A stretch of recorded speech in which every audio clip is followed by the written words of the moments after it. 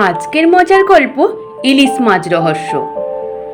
গঙ্গার ধারে একদিন কথা প্রসঙ্গে মহারাজ কৃষ্ণচন্দ্র গোপালকে বললেন যে আমাদের বাঙালিদের মধ্যে ইলিশ মাছ দেখলে লোকে দাম জিজ্ঞেস করে, এর কারণ কি গোপাল? গোপাল উত্তর দিল, এটা বাঙালির স্বভাব মহারাজ। তবে আমি যদি ইলিশ মাছ নিয়ে বাড়ি ফিরি আমাকে কেউ দাম জিজ্ঞেস করবে না। রাজামশাই বললেন, এই অসম্ভব, হতেই পারে না, লোক দাম জিজ্ঞেস করবেই।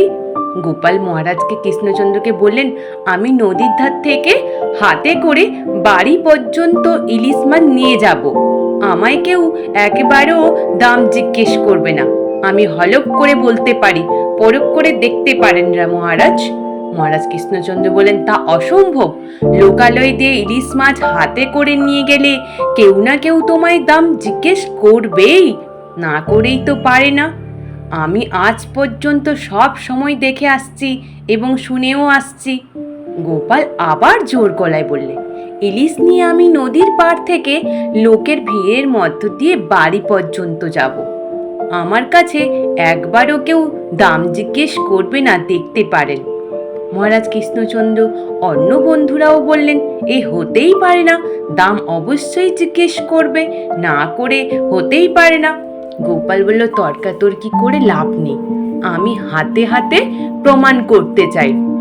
এবং গোপাল আরো বললে, আমি অসম্ভবকে সম্ভব করতে পারি কিনা দেখুন। মহারাজ কৃষ্ণচন্দ্র তখন গোপালকে বললেন, বেশ, তুমি প্রকাশ্যে রাজপথ দিয়ে ইলিশ মাছ হাতে করে বাড়ি পর্যন্ত নিয়ে যাও, পথে যদি তোমাকে কেউ ইলিশ মাছের দাম না জিজ্ঞেস করে তবে আমি তোমাকে 100 টাকা পুরস্কার দেব। যদি একজন তোমায় দাম জিজ্ঞেস করে টাকা তো তুমি পাবেই না, উল্টে তোমায় 25 ঘা চাবুক খেতে হবে। রাজি থাকো, কিন্তু তুমি কাজে নামতে পারবে, পরে তো আমাকে আর দোষ দিতে পারবে না। গোপাল বললে, বেশ, আমি আপনার এই প্রস্তাবে রাজি আছি, দেখি পারি কিনা। মহারাজ কৃষ্ণচন্দ্র জেলেদের কাছ থেকে গোপালের হাতে একটি বড় ইলিশ মাছ কিনে দিল।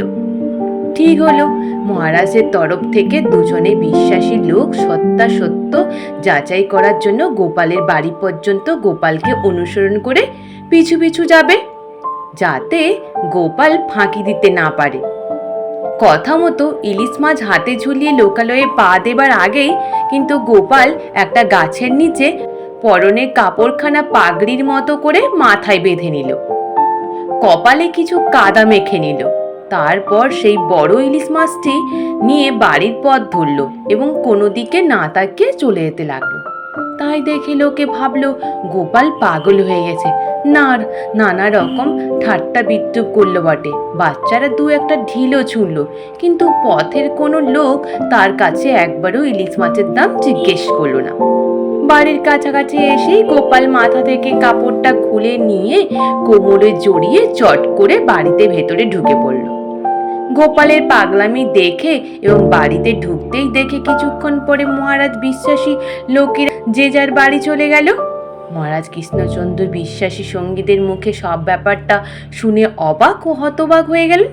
তখন বাধ্য হয়ে তাকে প্রতিশ্রুতি অনুযায়ী গোপালকে 100 টাকা পুরস্কার দিতে হলো। মহারাজের ধারণা ছিল যে গোপাল অসম্ভব কাণ্ড করবে। আজ এই পর্যন্ত, নিশ্চিত তোমাদের সকলে ভালো লেগেছে। আর যদি ভালো লেগে থাকে তাহলে একটু লাইক আর সাবস্ক্রাইব করে দিও। আর তোমরা সকলে ভালো থেকো, কেমন? টাটা।